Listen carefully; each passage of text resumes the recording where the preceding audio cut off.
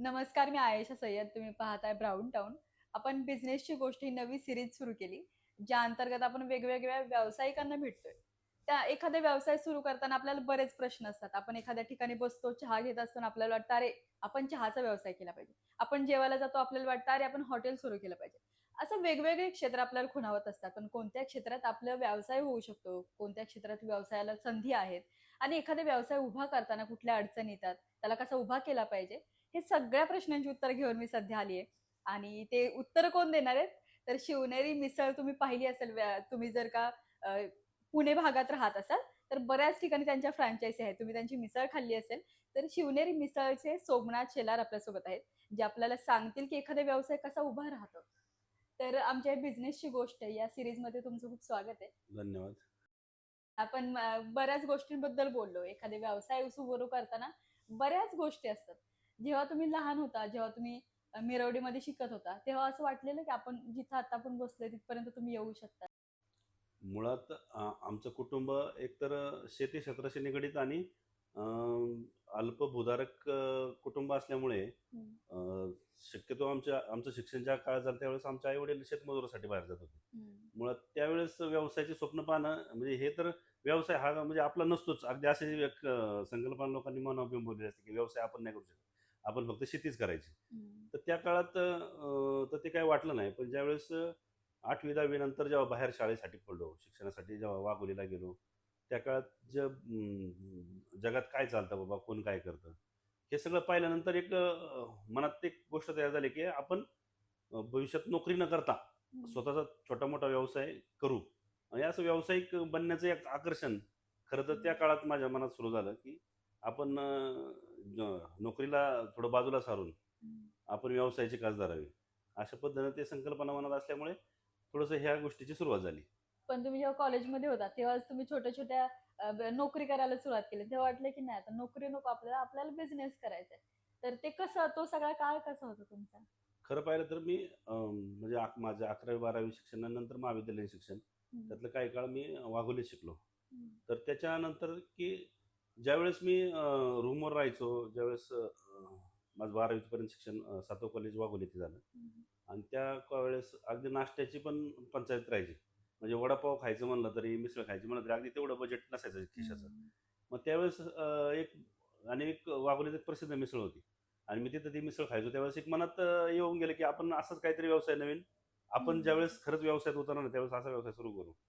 मग त्याच्यानंतरचा काळ गेला. माझं शिक्षण झालं, बी-कॉम झालो मी आणि त्यानंतर मी नोकरी केली 2-3-4 ठिकाणी मी नोकरी केली.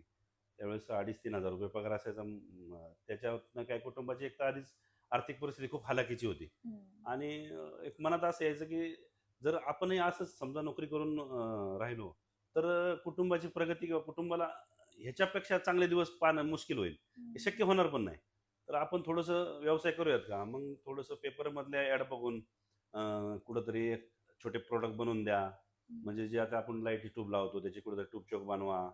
म्हणजे असे छोटे-छोटे प्रॉडक्ट होते किंवा असं एक साजर काजू म्हणून एक प्रॉडक्ट होता ते करायचा प्रयत्न केला.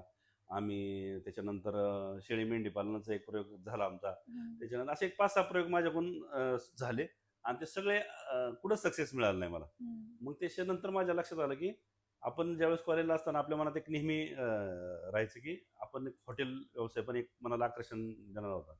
तर मग शेवटच्या टप्प्यात एक असा विचार केला, की आता एक एवढं तरी करून पाहू हं. आणि एवढं जर नाही सक्सेस झालं, तर मग पुढचं पुढं बघू. पण एक व्यवसाय हॉटेलचा आपण चालू करावा. हं. मग त्या गोष्टींनी मग 2009ला मी ह्या व्यवसायात सुरुवात केली. मग पहिल्यांदा किती भांडवल टाकलं होतं तुम्ही त्यात? म्हणजे भांडवल तर फक्त ₹1,00,000 त्यावेळेस माझा व्यवसाय चालू झाला होता आणि ते ₹1,00,000 आमचं घरचं भांडवल मला वाटतंय 2,000-3,000 घरचे भांडवल होतं. बाकी सगळं पाहुणे-रावळे, अ, मित्रांचे कुठं कोणाची सोसायटी उचल, कोणाचे फंड उचल, अशा पद्धतीने ते आम्ही निर्माण केलं आणि मग ते छोटं-छोटं करून ते पैसे जुळवले. कुठं 4 टेबल बनवले. पुण्यात जुन्या बाजारात जाऊन काउंटर विकत घेतला मी. हां. एक काउंटर ठेवला. जुन्या बाजारात जाऊन एक काउंटर आणला आणि त्यानंतर मग अशी जुळवाजुळव करून मी ते व्यवसायाचं सुरू थोडंसं चांगलं कसं असावं अशा हिशोबाने थोडंसं बॅनर बनवले. म्हणजे छोटे-छोटे करून 1,00,000च्या आत तर ते आमचा व्यवसाय खरंच सुरू झाला होता. हं. पण त्यावेळेस ₹1,00,000 जमवणं लय अवघड असेल. ₹1,00,000 मी सांगितलं ना त्यातला म्हणजे म्हणजे 1 लाखातला 2-3-5% हिस्सा घरचा होता. बाकी सगळे पैसे बाहेरून उचलले होते. आणि हे ह्याच आशेने उचलले होते, की ह्या व्यवसायात लावून त्यातनं 4 पैसे जे मिळतील त्यातनं आपण ते लवकर देऊ. असं. पण मग ते कसं कधी वाटलं असं, की आता आपलं जरा ह्याच्यात जम बसतोय, जर आपल्याला पैसे सुटते तर आपण हेच कंटिन्यू करू शकतो हां, हॉटेल हां. व्यवसाय? म्हणजे मी ज्यावेळेस नोकरी करत होतो त्यावेळेस मला मॅक्सिमम मी 3-4 ठिकाणी नोकरी केल्यानंतर 3,500 4,000-5,000च्या वर तर कुठंच जॉब नाही भेटला. म्हणजे ते हं. 4-5 पर्यंत जॉब त्यावेळेस भेटायचे 2004, 5 साली, 6 साली. तर माझ्या एक मनात आलं, की आपण एक छोटा व्यवसाय करून आहे ना, जर हं. कंपनी जाऊन 5,000 कमवू शकतोय, हं. तर स्वतःचा व्यवसाय करून जरी 4-5,000 जरी कमवू शकलो, तरी खूप झालं. हं. म्हणजे असं मला खूप अपेक्षा घेऊन नव्हतो आलो मी खरं तर व्यवसायात. मी फक्त एवढंच होतं कुठेतरी नोकरी करण्यापेक्षा मला माझा स्वतःचा व्यवसाय असावा. हं. ह्या संकल्पनेतून मी खरं तर व्यवसाय सुरुवात केली.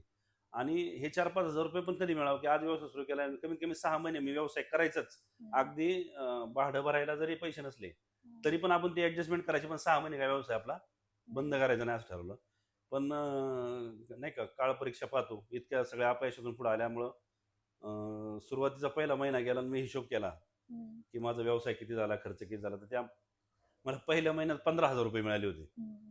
आणि जी म्हणजे माझी इच्छा होती, की मला त्यातनं ₹4,000-5,000 मिळावे. त्याच्या मी 3 पट जास्त कमवले पहिल्या महिन्यात. आणि ती जी मनात क्रेज तयार झाली त्यावेळेस, की इथं पैसे आहे. हं. फक्त त्या आपण क्षेत्रात केलं पैसे पाहिजे. आहे. पण हा क्षेत्र जे हे अजून ह्याला कसं चांगलं बनवता येईल आणि किती छान पद्धतीने व्यवसाय करता येईल, की जे लोकांच्या मनात रुजेल, हं. लोकांना आवडेल. अशा हिशोबाने मग मी ते व्यवसाय पुढे नेण्याचा प्रयत्न आजपर्यंत तागायत मी तेच करतोय. मग तेव्हा पण आपल्या हॉटेलचं नाव शिवनेरीच होतं.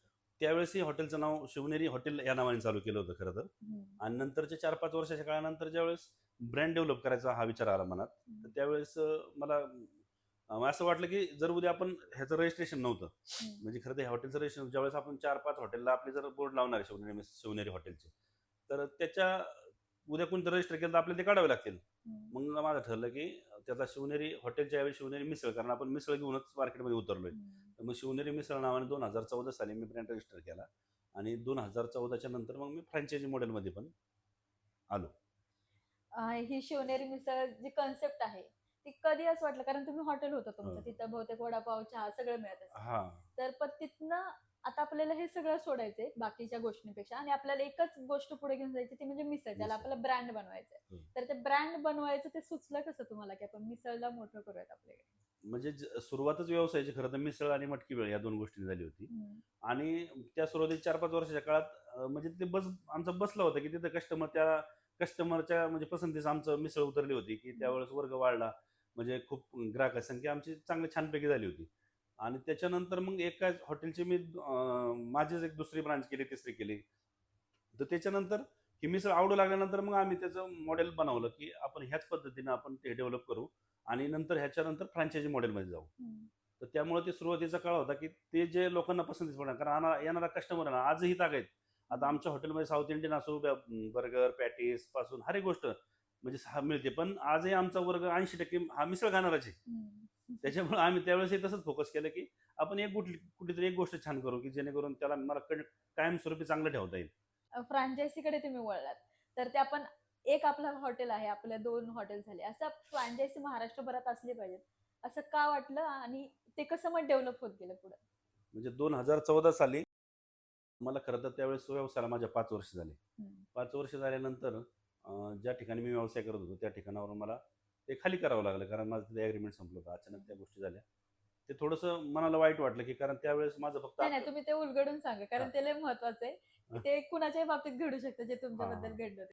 म्हणजे खरं तर त्यावेळेस अचानक जिथं मी हॉटेल चालवत होतो, हं. त्यांनी मला ती जागा खाली करायला लावली. हं. ती खाली करायला लावल्यानंतर प्रॉब्लेम असा झाला, की कुटुंबाला दुसरा आर्थिक सोर्स नव्हताच खरं तर.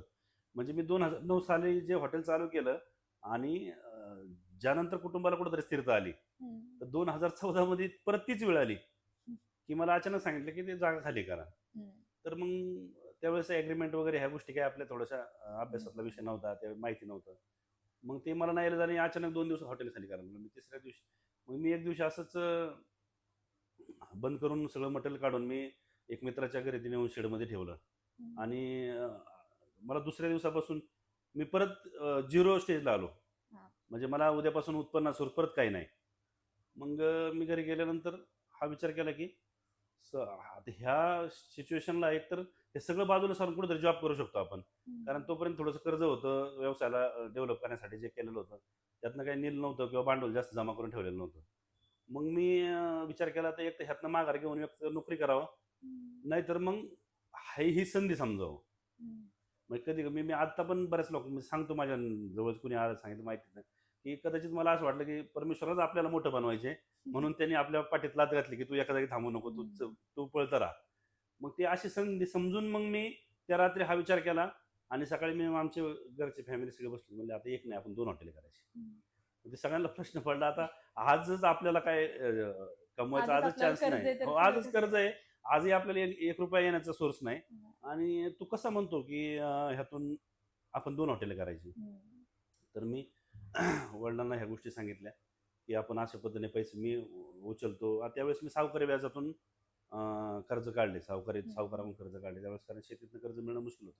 बँकिंग स्ट्रॉंग नव्हतं, काहीच नव्हतं आणि ते नॉलेज पण नव्हतं.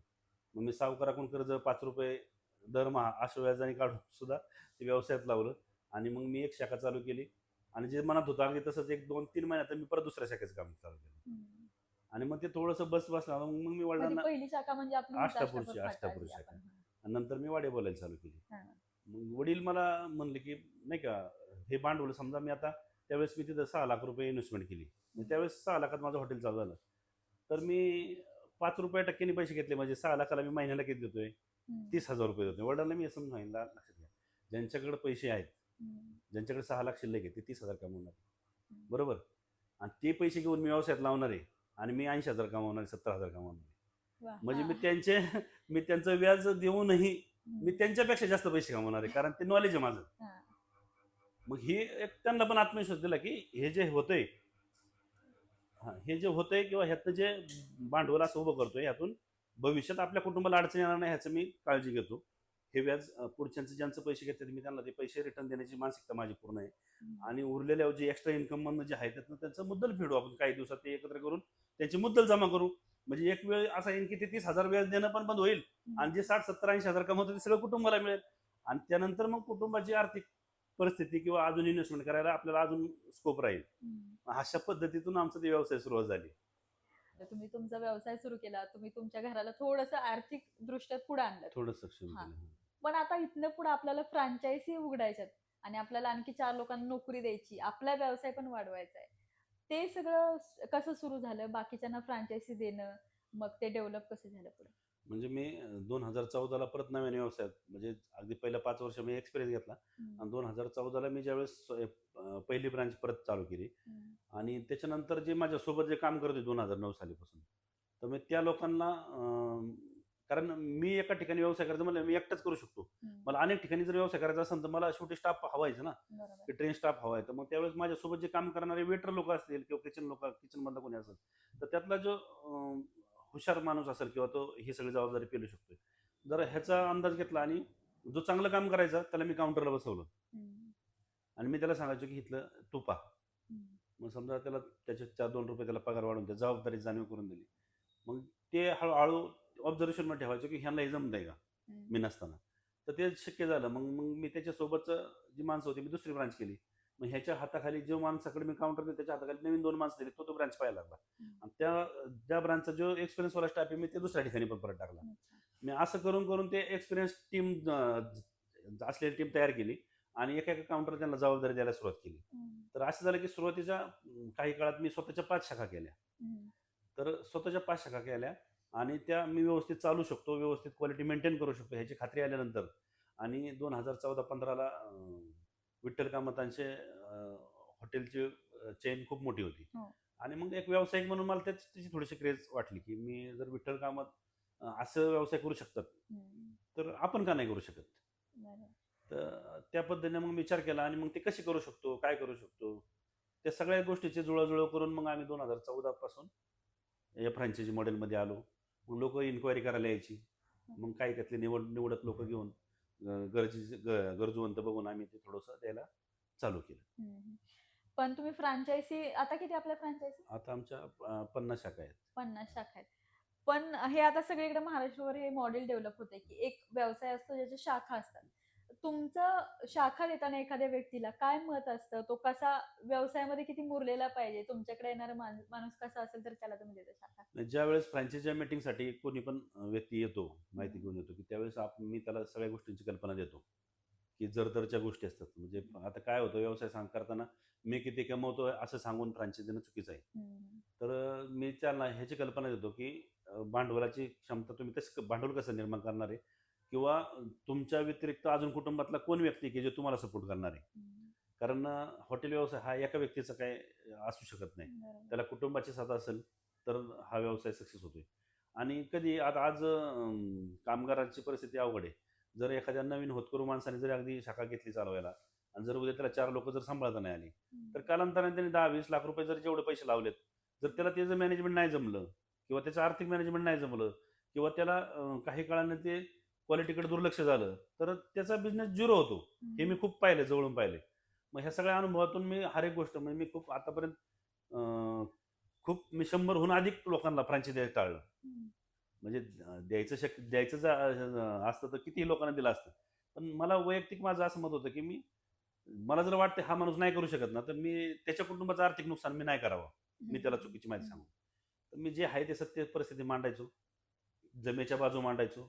ज्या अडचणीच्या बाजू पण मांडायचो आणि एवढं करूनही, एवढं सांगूनही जर त्या व्यक्तीला तरी पण घ्यायची असेल, तर मग मी ते विचार करायचो, की ठीक आहे, तू तयारी कर. पण आता आणि हां. त्याच्यानंतर अजून एक विषय होता, की मी त्यांना एक गोष्ट अजून एक सांगायचो, की जर तुम्हाला शाखा घ्यायची तर तुम्ही हॉटेल तुमचं बनवायच्या आधी माझ्या हॉटेलला 1 ते दीड महिना तुम्ही येऊन माझ्या काउंटरला काम केलं पाहिजे. माझी ही हं. सुरुवातीची अट होती. हां. कारण ते काम जर तुम्हाला आलं, जर तुम्ही व्यवसाय निवडताय पूर्ण आयुष्यासाठी, हं. तर तुम्ही त्यासाठी 1 महिना वेळ देऊ शकत नाही का? बरोबर. जर नाही देऊ शकत तर मी सांगायचो मला फ्रँचायझी द्यायची नाही. मग अशा गोष्टी ज्यांनी आले त्यांना दिली. ज्यांना म्हणले नाही मी एक म्हणतो, मग मी त्याला थोडा इग्नोर नाही करायचो. कारण ज्याला आवड नाही त्या गोष्टीची तो माणूस कसा बिझनेसमध्ये हं. सक्सेस होईल, असं मला वाटायचं. आता तुमच्या एखाद्या हॉटेलमध्ये एखादा माणूस गेला ना, त्याला असं वाटणार की नाही आता आपण फ्रँचायझीच घेऊ. लयच भारी हॉटेल आहे, लयच भारी चव आहे. आपण हे घेऊ. पण असा थोड्या वेळासाठी वाटणं, 5 मिनिटासाठी खूप आपल्याला इन्स्पायरिंग वाटणं, काहीतरी करू असं वाटणं आणि ते पूर्ण वेळ टिकवणं ह्याच्यात खूप फरक आहे. हो. तर ज्यावेळेस तुमच्याकडे फ्रँचायझी घ्यायला येणार असेल किंवा असा एखादा मुलगा, एखादा होतकरू तरुण असेल, ज्याला असं वाटत असेल की आपण एखाद्या ब्रँडची फ्रँचायझी घेऊ. त्याच्यामध्ये काय गोष्टी असल्या पाहिजेत त्याच्याकडे स्वतःकडे, तेव्हा तो ह्या फ्रँचायझी घेऊ शकतो अशा? म्हणजे खरं तर एक व्यवसायाचं आकर्षण आहे ना, माझं एक मत आहे, की सुरुवातीला जो माझ्याकडे व्यक्ती येतो फ्रँचायझीचं इन्क्वायरी करण्यासाठी, हं. तर त्याला त्या गोष्टीची खरंच आवड आहे का? त्याच्या हं. बोलण्यातून कळतं किंवा तो आता सध्या काय करतोय किंवा त्याला काय करायची इच्छा आहे.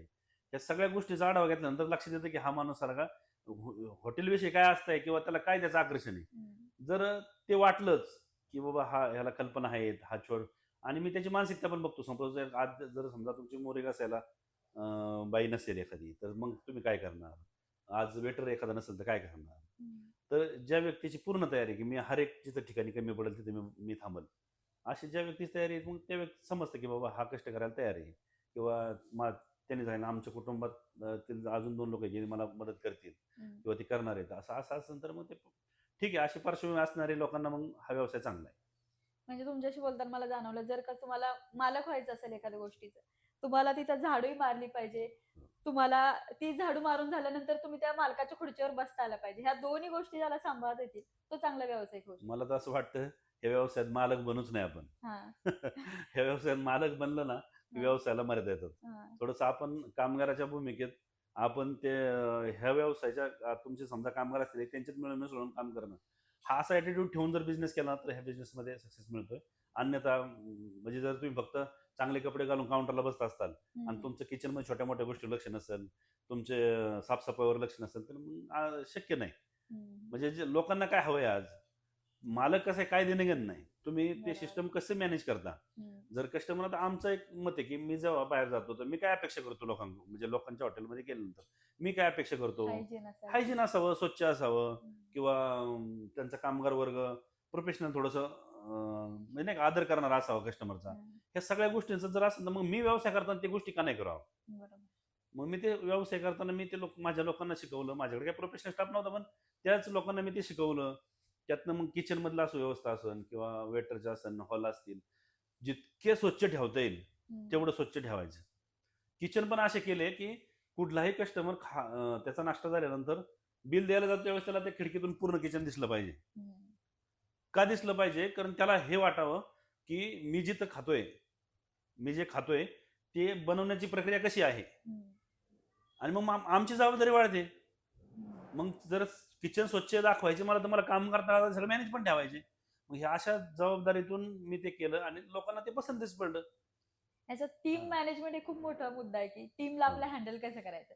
तर त्याच्यासाठी काय अशा 2-3 टिप आहेत ज्या लक्षात ठेवल्या पाहिजे आपली टीम हँडल करताना? सुरुवातीला तर टीम हँडल कर, कारण व्यवसाय कुठलाही तुमच्या एकट्याच्या पाठबळावर नाही चालतच होऊ नाही. शकत.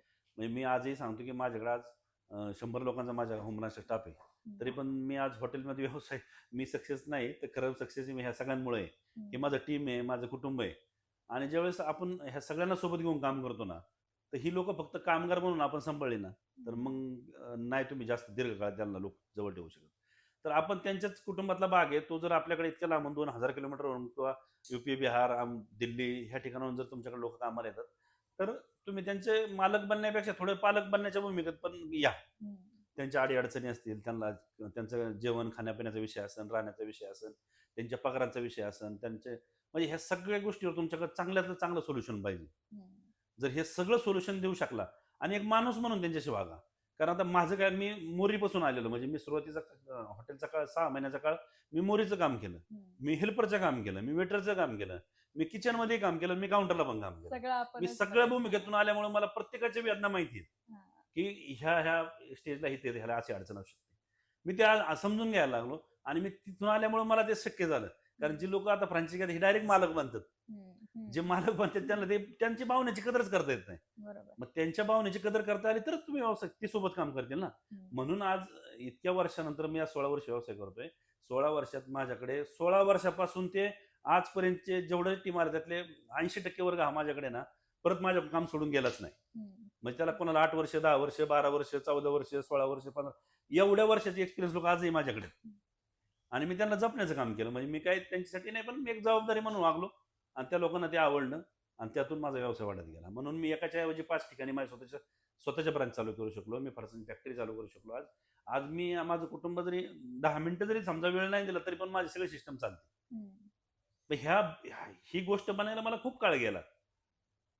मग अशा पद्धतीने हे मी मॅनेज केलं. एक आपला मुख्य व्यवसाय असतो, त्याला जोडून जर का इतर काही व्यवसाय उभे केले तर आपल्याला आणखी जास्त म्हणजे व्यवसाय मोठा करायला संधी मिळू शकते. तसं तुमचा आहे तो फरसाणचा तुमचा हो. व्यवसाय आहे, जो तुम्ही घरी तुमची स्वतःची फॅक्टरी जिथे तुम्ही बनवता. कधी असं वाटलं की आपण ह्याकडे वळलं पाहिजे, फॅक्टरी सुरू करूया हं. आणि जोडधंदा त्याला कसा केला पाहिजे जर का एखादा व्यवसाय असेल? म्हणजे हॉटेल सुरू केलं त्या काळात फरसाण आपण बनवू शकतो हे असं आपल्या म्हणजे मनी देणे पण नव्हतं, हम्म. डोक्यातच नव्हतं विषय. कारण ते आपल्या जवळपास ते आपल्या जवळचे लोक कुणीच नव्हते ह्या व्यवसायात. हम्म. मग मी सुरुवातीचा 4 वर्ष 5 वर्ष काळ आहे ना, मी फरसाण बाहेरून घ्यायचो. पण ज्यावेळेस माझ्या 30-40 ब्रांच झाल्या त्यानंतर मला 10-12 टन फरसाण लागायला लागलं. हम्म. म्हणजे त्यावेळेस आपण असा विचार करतो की आज 10-12 लाख रुपयाचं आपण फरसाण बाहेरून घेतो थर्ड पार्टी. हम्म. तर उद्या हा व्यवसाय आपण का नाही करू शकत? कारण आपण आज एक व्यवसायाचं निर्माण करतोय की त्यातून आपल्याला अर्निंग सोर्स होईल किंवा एक उद्योग उभा राहील. तर मग हा आपला जोडधंदा आहे, हा का नाही करू शकत? हम्म. मग त्याच्यानंतर मग ह्याला अटॅचमेंट होणार असाच व्यवसाय तो मी निवडला आणि मग त्याची तयारी चालू झाली की मग ते कुठं कसं करायचं, काय करायचं, ते कसं हायजेनिक कसं असेल, जे जुन्या पद्धतीने कडे असणारा उद्योग कडे समजा फरसाण काढतात. मी ऑटोमॅटिक प्लांट टाकला. हम्म. 2018च्या वेळेस मी 18-19ला मी नवीन प्लॅन चालू केला. तर मग त्यातून मला अजून हळूहळू जसं मला एक्सपिरियन्स आहे तसं मला त्यातून माहिती मिळत गेली आणि आज मी तो खूप छान पद्धतीने आमचा प्लॅन चालू आहे आणि खूप हायजेनिक देतो. म्हणजे जर तो विचार केला बेकरी आणि फरसाण उद्योगातला ना, तर अगदी 90% प्लॅन तुम्ही पाहू पण शकत नाही. हम्म. अशी खरंच मार्केटची सत्यस्थिती आहे. पण अगदी आम्ही वरच्या 10% अगदी टॉपला असेल अशा पद्धतीने आम्ही आमचं काम करतो. आणि अजून पण काही प्रोडक्ट आहेत आपले ना हा फरसाणसोबत फरसाण अजून? सोबत मग उपवासाचे असतील, हे या सगळ्या गोष्टी. आता त्यात आम्ही इन्स्टंट मिसळ एक प्रॉडक्ट तयार केलं, हम्म. की ते तुम्ही घरी नेऊनही अगदी मॅगी बनवायला वेळ लागतो तेवढ्याच वेळात आमची मिसळ पण तयार होते. अच्छा. तर त्यातनं आम्ही ते पण एक प्रॉडक्ट आणलेलं आहे. हा. म्हणजे हळूहळू आम्ही त्या गोष्टी शोधतोय, की जे इन्स्टंट फूडमध्ये लोक जे आज आकर्षण आहे. तर आम्ही त्यांना त्याचं आमचं मिसळ त्यांना कशी इन्स्टंटमध्ये किंवा किती कमी वेळात त्यांना बनवता येईल ह्यासाठी आम्ही प्रयत्न करतोय. आणि तुम्ही इकॉनॉमिक्सचा तुमचा अभ्यास चांगला आहे, कॉमर्स मध्ये तुम्ही हां. शिकलाय, पहिला आला हां. कॉलेजला. तर तुमचं अर्थशास्त्र चांगलं आहे. मला हे समजून घ्यायचंय की एखादा व्यवसाय तुमच्याकडे जर तुम्ही सुरू करताय, तुमच्याकडे बेसिक भांडवल किती असायला पाहिजे? अ, आणि तुम्ही जर का कर्ज घेताय तर ते कितपत घेतलं पाहिजे? तुम्हाला झेपेल एवढंच घ्यायचं की ते जरा आवाक्या पलीकडे जाऊन घेतलं पाहिजे?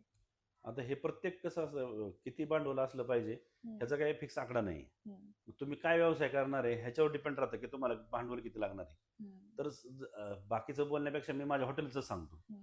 जर अगदी मी मगाशी पण सांगितलं तुम्हाला की मला एक हॉटेल चालू करायचे त्यावेळेसची माझी खरं तर हॉटेलची इन्व्हेस्टमेंट असेल करायची ₹5,00,000 आणि ₹5,00,000 मी जर बँक रेटने आजच्या बँक रेटने घेतलं तर स्वस्त जातं. पण मी त्यावेळेस अगदी सावकारकी कर्जातून जरी घेतलं, तर त्याच्या मागचं मॅनेजमेंट कसं असायला पाहिजे की मी जर समजा त्या व्यक्तीला जर ₹20,000 व्याज देणार आहे, हं. तर मला त्या इन्व्हेस्टमेंटमधून मला किती रिटर्न मिळणार आहे?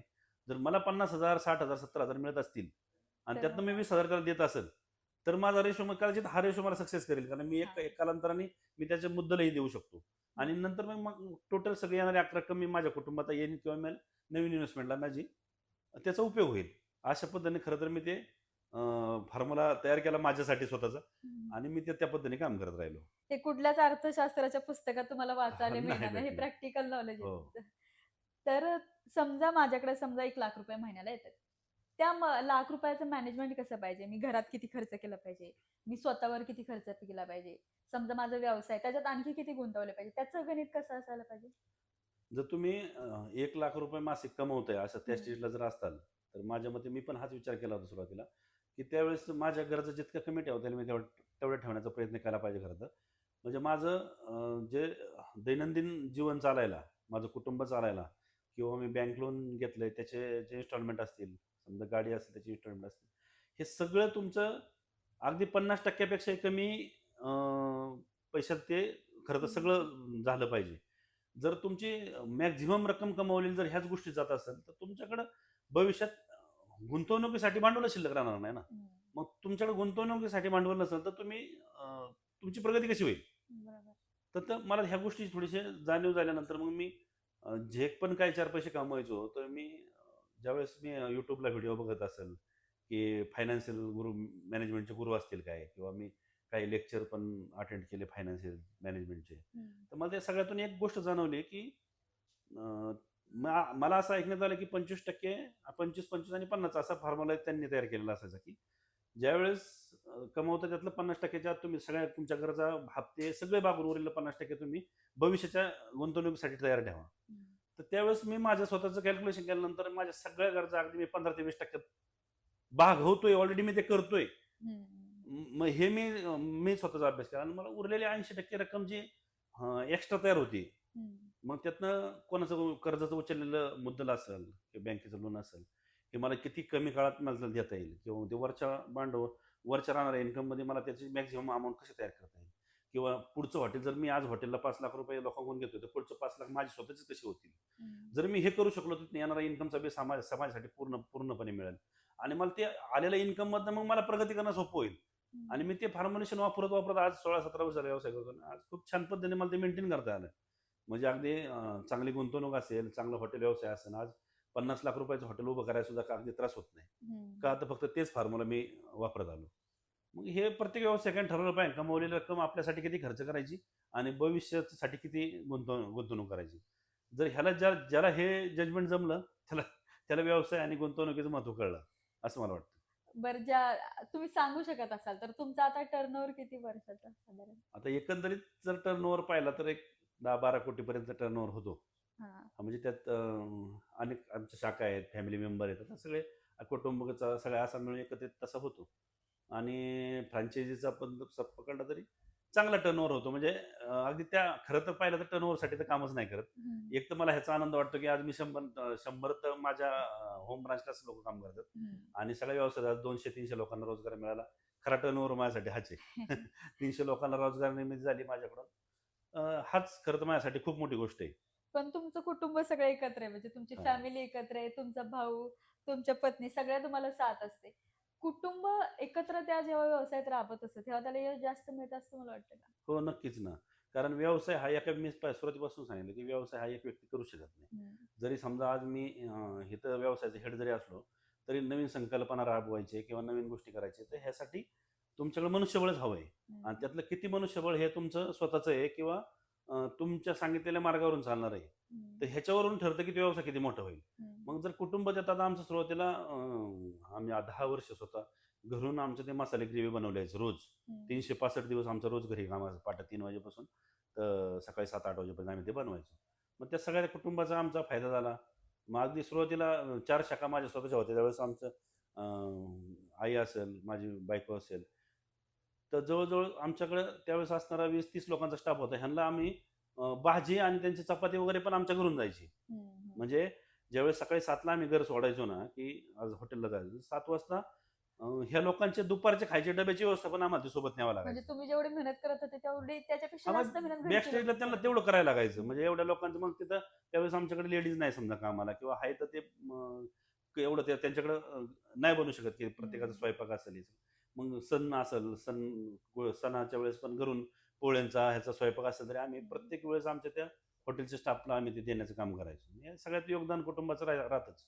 बिझनेस मंत्रा एक असतो जो तुम्ही जेव्हा 2009ला उतरला व्यवसायात, तेव्हा तुम्हाला कुणीतरी सांगितलं असेल, की हे कर किंवा हे केल्याने तुला मिळेल किंवा तुम्ही एखादं पुस्तक वाचलं असेल किंवा तुम्ही स्वतःला अनुभवातनं काय आलं असेल. असं जे मुलं आता नव्यानं व्यवसाय करू पाहतात, त्यांना तुम्ही काय सांगाल एखादा व्यवसाय जर त्यांना उभा करायचा आहे तर?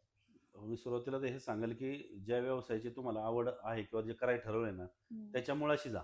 हं, जर तुम्हाला वाटतं हॉटेल करायचे ना, तर मी म्हणतो न लाजता त्या एखाद्या नवीन ठिकाणी जाऊन 6 महिने तिथं तुम्ही जॉब करा. हं, वेटरचा करा, हेल्परचा करा, किचनमध्ये काम करा.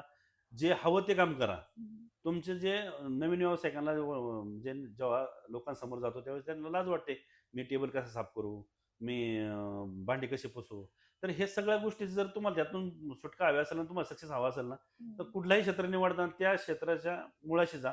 न लाजता तिथं काम करा आणि अगदी त्या व्यवसायाचं तुम्ही मालक बनूच नका. हं.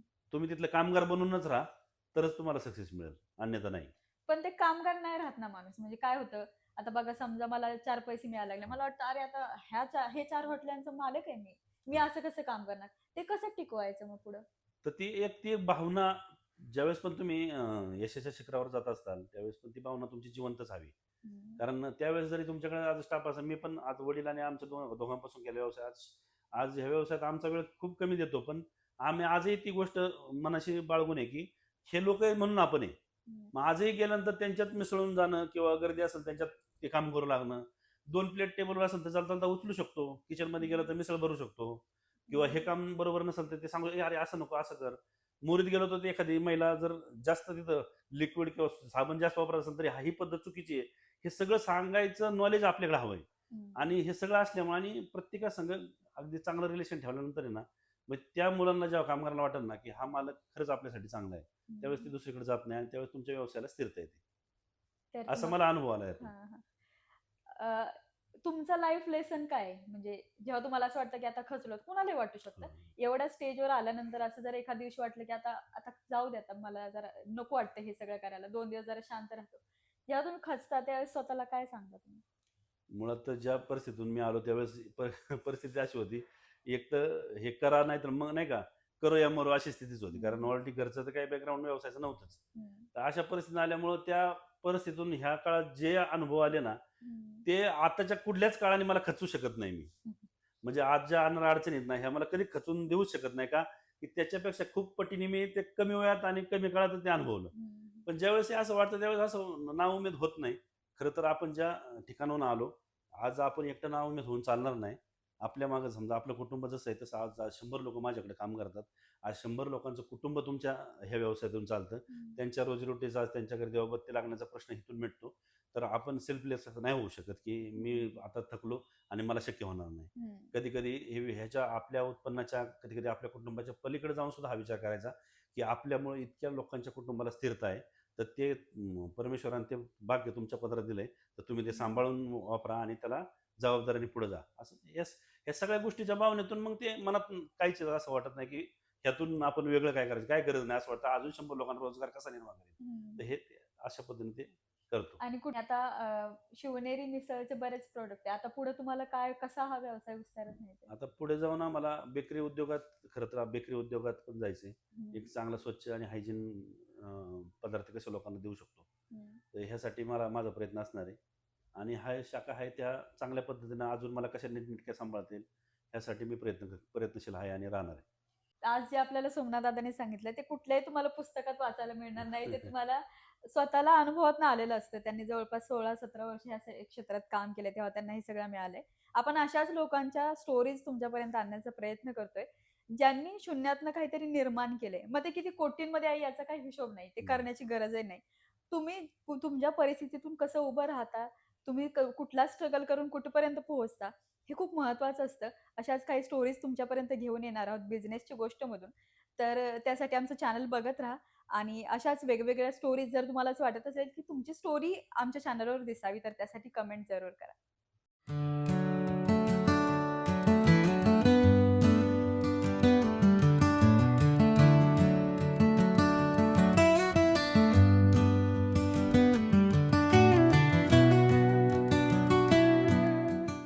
फरसाण बनवण्याचा उद्योग असतो हा एक छोट्या कढईतून चालू होतो. तर त्याला पर्याय व्यवस्था म्हणून आता जरा हायजीन स्वरूपात हे एस-एसमधला हा आमचा मेन फ्रायर आहे आणि ह्या फ्रायरमधून आम्ही बेसनाचे शेव, पापडी, गाठी शेव असे सगळे पदार्थ यातून तयार होतात. त्याचं काम करण्याची पद्धत अशी आहे की ज्यावेळेस तुम्ही मशीनमध्ये पीठ मळता ते पीठ मळल्यानंतर त्याचं सेव एक्सपोर्टर मशीन आहे. त्या मशीनमधून ह्या टँकमध्ये तेल असतं गरम तेल. त्या एक्सपोर्टर मशीनमधून जे शेव पापडी जे खाली पडतं तर त्या कन्व्हेअरवरून ते फ्राय होऊन बाहेर ट्रेमध्ये येऊन पडतं. तर म्हणजे ह्या सिस्टममध्ये ह्याच्यामध्ये ह्याला कुठं हात लावायची गरज नाही. एका बाजूने बेसनाचा गोळा टाकला तर त्याच्यातनं शेव तयार होऊन त्याचं कन्व्हेअरच्या रूपाने कन्व्हेअरवरून येऊन डायरेक्ट ट्रेमध्ये पडून ते माल रेडी राहतो. अशा पद्धतीने ह्या मशीनची खासियत आहे आणि खूप स्वच्छ आणि हायजीन पद्धतीने या मशीनचं काम आहे. त्यामुळे आम्ही त्याचा अवलंब करतो आणि गेले 5-6 वर्ष झालं आम्ही अशाच पद्धतीने फरसाण तयार करून ते लोकांपर्यंत पोहोचवण्याचा प्रयत्न करतो.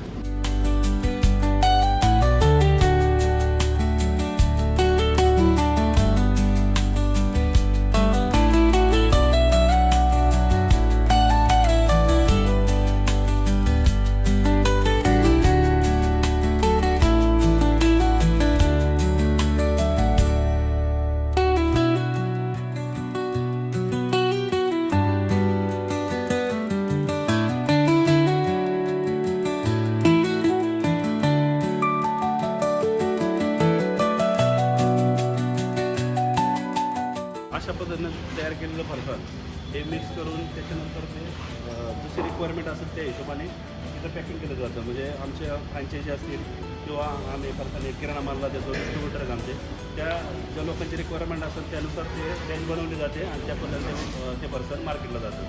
डिस्ट्रीब्युटर तो किराणा माल जातो, किराणा मालामध्ये ग्राहकापर्यंत पोहोचण्याचं काम हे अशा पद्धतीने केलं जातं.